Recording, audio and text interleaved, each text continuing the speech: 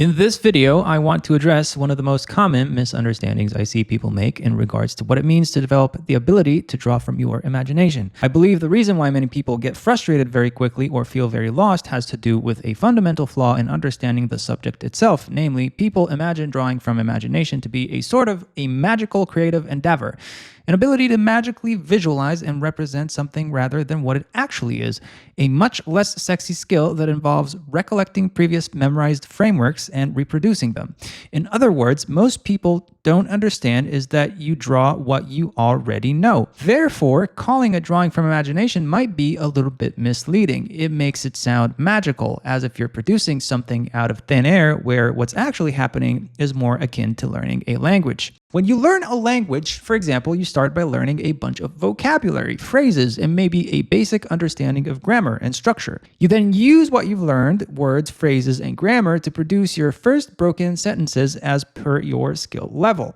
At no point does anybody think that they should be able to simply make up their own words and be understood. However, many people who set out to draw from imagination make the semantic mistake that they should be able to imagine things into existence, while a language student recognizes intuitively that they wouldn't know a word they haven't been exposed to in various settings and internalized properly. As such, the expectations of a language learner are much more aligned with reality. I believe that most people expect that a year of studying a new language will result in basic conversation skills. I want to go there, how are you, how much is this, and so forth. Moreover, the studying of grammar does not result in an ability to produce natural sounding sentences or be able to speak properly. In fact, the single biggest contributor to your ability to actually speak is being exposed to native speech and trying to convey your thoughts over and over using your learned vocabulary. Now, many students of drawing are pursuing relentless practice of fundamental drills, which in reality is like grammar, devoid of vocabulary and context. When they try to draw something from imagination after a year of drawing boxes, they feel frustrated by the fact that they have no idea how to draw anything but boxes. Now, before I continue, if you're interested in drills and how they're connected to the real world, check out my Patreon, where I have various lessons on drawing fundamentals, linked in the description.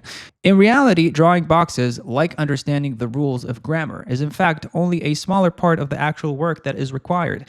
Any language learner would tell you that most of the work is being exposed to as much native input as possible while constantly practicing your own output. Let me put it even more simply. If you learn how to draw a simple head from your imagination today, and you can reproduce that head tomorrow without looking at a reference image, then you now know how to draw something from your quote-unquote imagination. You now know how to represent an idea, much like a language learner knows how to represent something with a sentence. If you learn how to draw that same head from two more angles and are able to effectively recall how to draw all three without looking at anything, you're now closer to being fluent in representing heads from imagination. You see, drawing from imagination is not about invention as much as it is about memorization. Once you've enough of these patterns, vocabulary, memorized, then you can, much like a language student, mix them up to create your own sentences or drawings that truly feel like your own. I believe that this framework of thinking represents the actual effort required and reframes expectations in regards to achieving a level of fluency. The point that is being made here is that drawing from quote-unquote imagination might be a much less sexy and much more memorization heavy than people tend to believe. The good thing is that it also makes it much less mysterious than people tend to believe.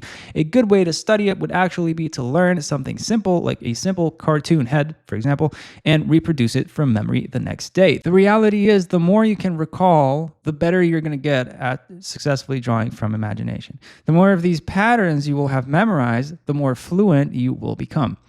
The more you will be able to produce what feels like sentences or drawings that spring out of your actual intuitive imagination.